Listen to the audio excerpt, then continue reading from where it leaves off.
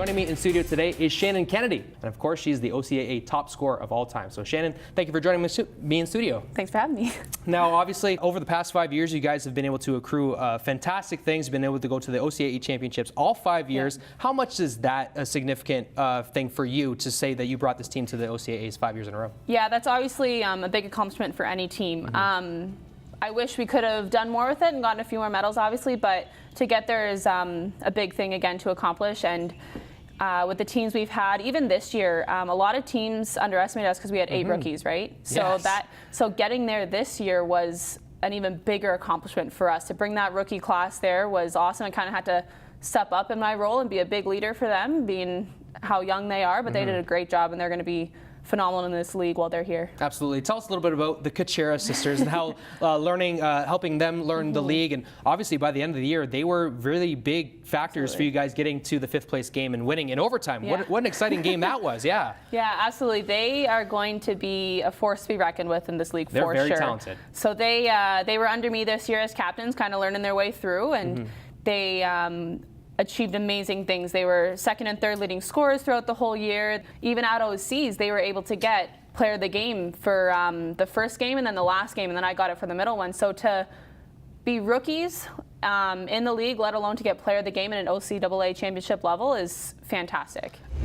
Grahame McNevin and Kelsey Balkwill here to tell us a little bit about Border City Athletic Club. So thanks for being here. Thank you for having us. Now, you guys are both coaches for Border City Athletic Club. Of course, Kelsey, you're an athlete as well. Yes. But from a coach's standpoint, how much fun do you have with these kids at a young age, teaching them the basics of fundamentals of track, Kelsey? I think that we have a lot of fun. I think we focus on fun.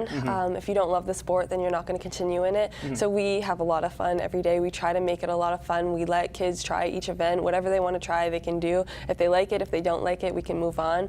But yeah, we focus on fun first and then the skills afterwards. You guys do this at the University of Windsor St. Denis Center. You guys are there all year round, and these are kind of the stepping stones that you're showing these kids that if you start maybe young, one day you could be one of the best in Canada, right, Graham? Absolutely, yeah. I mean, we like to think of it as a really inclusive environment where people can come, and even if they just want to get into a little bit better shape to be better on the basketball court, that's awesome. If they are a more talented athlete and they want to come and hone their skills and they believe that they have a chance at getting a scholarship to a university, we go all the way up to that level. And we have some elite level athletes, such as Kelsey, that train with us. So, it's really great for them to have that and see, if I work really hard, this is where I can get. But at the same time, I can just go out and have fun and get into great shape. In studio today is John Moate of the University of Windsor men's volleyball team, who helped lead them to the OUA bronze medal for the first time ever, as well as their first trip to the national championships.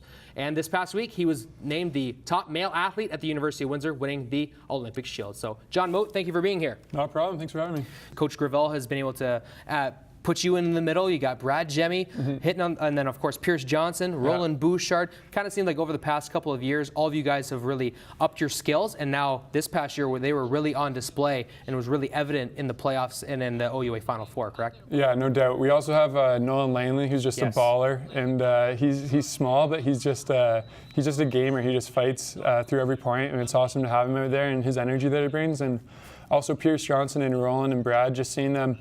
I mean, you're older than Roland and Brad, but just seeing their game, how it's evolved over the past 3 years has really been awesome. And then Pierce is just a freak athlete. He's only in his 2nd year, and he's doing some stuff that a lot of guys in the league can't do. So it's really exciting to see where those guys will go after I leave. So, what was the mentality of the team going into the playoffs after knowing you guys could accomplish what you guys could accomplish, but you got to do it in the playoffs now? Yeah, going into the playoffs, we kind of just decided. Gravel told us, let's just use process goals. Think about what you can do for the next point. Don't focus on the feeling that you'll get once you win the game and you're going on to the Final Four, but just we set process goals. So individually, we could all think, what are we going to do on this next play to perfectly execute it? And it really worked out. Pierce had a really good game. Roland had a really, really good game. And it was funny because I didn't really our game plan was to not use me that game. So I was fine with it. I was just watching everybody else just get some kills and get blocks. And it was really awesome to see the whole team just come together.